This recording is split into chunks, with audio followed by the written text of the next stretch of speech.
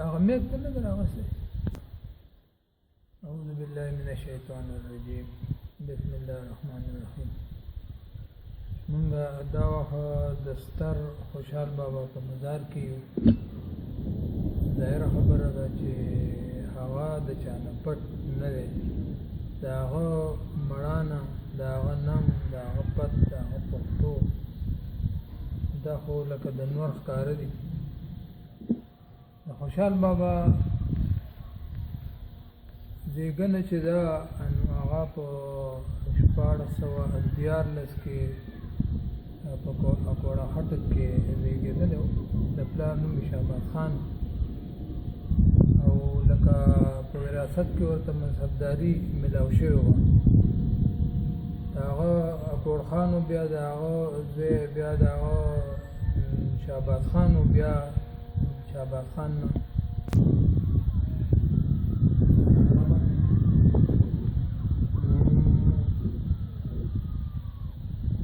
خوشحال بابا یو ډېر زما خیال دی چې دا یو داسې انسان چې دا په صدو کې پیدا کېږي، په صدو کې، او داسې آلراونډر و چې د ژوند ډېر داسې اړخونه دي چې هغه سره کړي دي. یقینا موږ نن خوشحال بابا مزار ته راغلي چې دلته کې موږ د دغه کوم ملګري دي، د دغه ځای د چشمې ملګري دي، د دغه د ملګري دي، هغوی به هم پرې خبره کوي. او زموږ زه به مختصر دا ووایم، تعارفي خبره ده چې خوشحال بابا په 1414 کې په کوړه خټک کلي کې پیدا شوی او تقریبا د 88 کالو په عمر کې وفات شوی په 1100 هجري کې، یعنی په 1491 کې وفات شوی، یعنی د 88 کالو عمر کې. او بیا داسې وشي چې خوشحال بابا منصبدار هم، د هغه جرنیل هم، او بیا د ځینې غلط فهمیو یا د سازشونو په وجه باندې هغه اورنګزیب په دور کې اورنګزیب هغه بندي کړ او څو کاله بندي و. او چې بیا کله د ځینې دوستانو په سفارش باندې هغه راخوشي کړی شو، آزاد کړی شو، نو بیا چې راغی نو بیا خو د دوی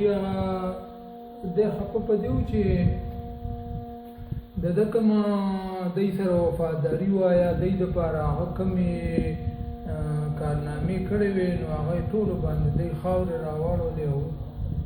دی یې بندي کړی. نو بیا بس ده کلکه ملا وتړله چې یاره ده به اوس ده سره مغولو سره خامخا د دې بدله او جنګ ورسره کوم او د امیر پټې خپله پښتونخوا ازادوم. نو په دغه وخت کې هغه څو شعرونه ویلي چې پرورده ته د مغولو په نمک یم، د اورنګ له لاسه هم له غرې وډک یم، په خپل نام و ننګ چې راشم لیونی شم، خبردار کله به حکومتیان له لک یم، په بل غشو ټوپک هېڅ ویشتلی نه یم، که ویشتلی یم خو بیا په خپل ټوپک یم، او د افغان په ننګ مې وتړله توره،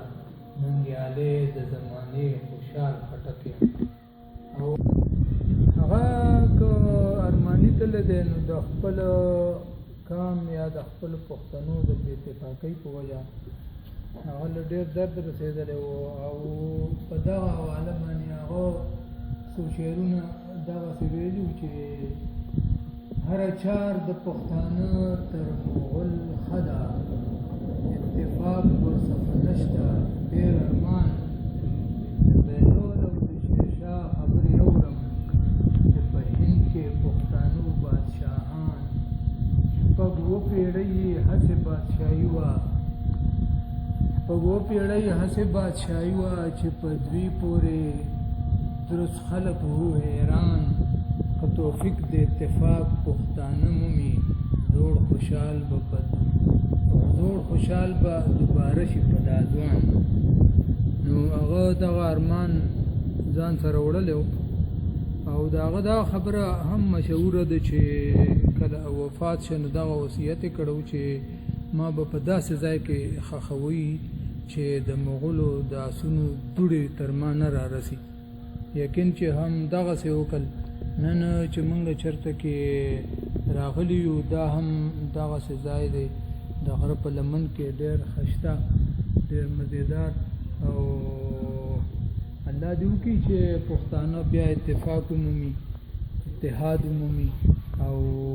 خپل ملک خپل وطن خپل ولس آباد کړي.